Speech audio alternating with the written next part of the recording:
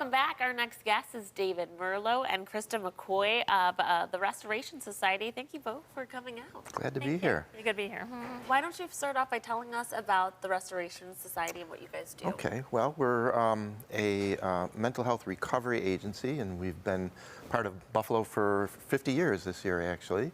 Congrats. And we serve people who live with what we would call severe mental illness, and these are people who are recovering from their mental health conditions.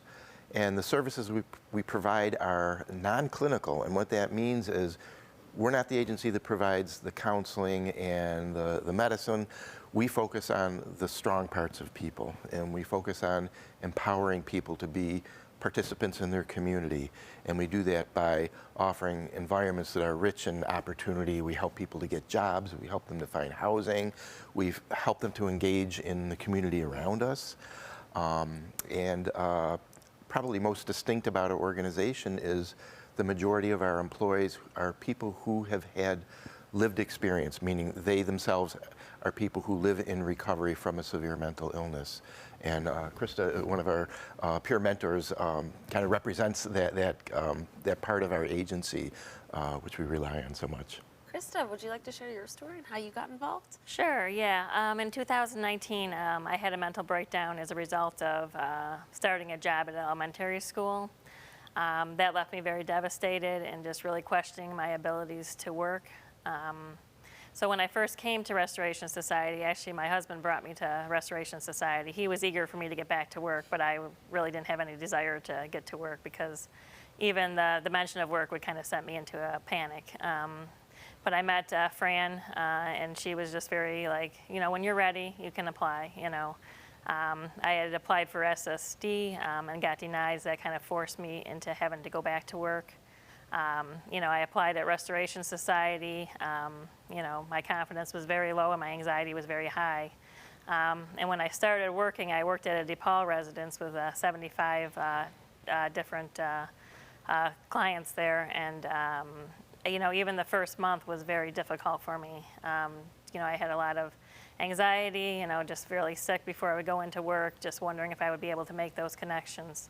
But, you know, as I began to make those connections and I began to see a lot of myself and the people that I worked with, you know, a lot of them struggled with anxiety and depression, and that's something that I struggle with. So I got to see a lot of myself in them, and I think just being able to share my struggles with them helped me in my recovery, because it kind of took some of the bad things in my life and I was able to kind of turn it around for something good. And and I think that's kind of what being a peer is about, is we kind of help each other, you know. I feel like it's not just me helping them. They in a lot of ways helped me too, and encouraged me and gave me the confidence that I could work, you know. And as I, you know, continued, I switched into home and community-based services where I actually meet people out in the community. In their individual homes, and just seeing, you know, a lot of their social anxiety and being able to kind of understand, you know, where they are and where they come from, and, you know, being able to have that empathy that, you know, maybe a normal, you know, a counselor or a social worker might not have because they haven't lived through it. I mean, I understand what it is to have depression. I understand how hard it is sometimes to get up and get started for the day. Absolutely. And being able to kind of meet them where they're at, and just kind of have that mutual sharing back and forth as far as just helping them. Yeah, throughout the process, just helping them. You understand it firsthand. Exactly. Now, you guys, Restoration Society, are actually partnering with another local company, the Amore Company, for an event happening this Friday. Yeah, Jennifer Ray, who is the owner of the Amore Company, she kind of found out about us just through our social media posts, and she was really drawn to the work that we do. She operates a business consulting and coaching company and does marketing. So she's hosting a dry networking event this Friday at the Tewksbury Lodge. And the purpose of the event is really to bring together business people in the Buffalo area around conversation and some craft non-alcoholic cocktails. And we're just going to have some conversation as we network about Buffalo and the hope that we have for making Buffalo a more caring community for all people.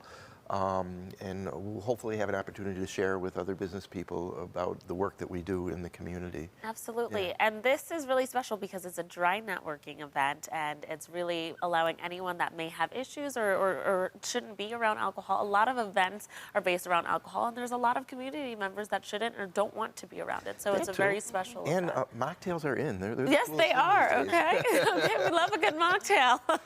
Thank you so much for coming Yeah, in. for sure. We really appreciate it. Again, the Amore Dry Networking event is this Friday, May 19th from 6 to 9 at the Tewksbury Lodge. Tickets can be purchased at theamorecompany.com/events. And what is your website? rsiwny.org. Okay.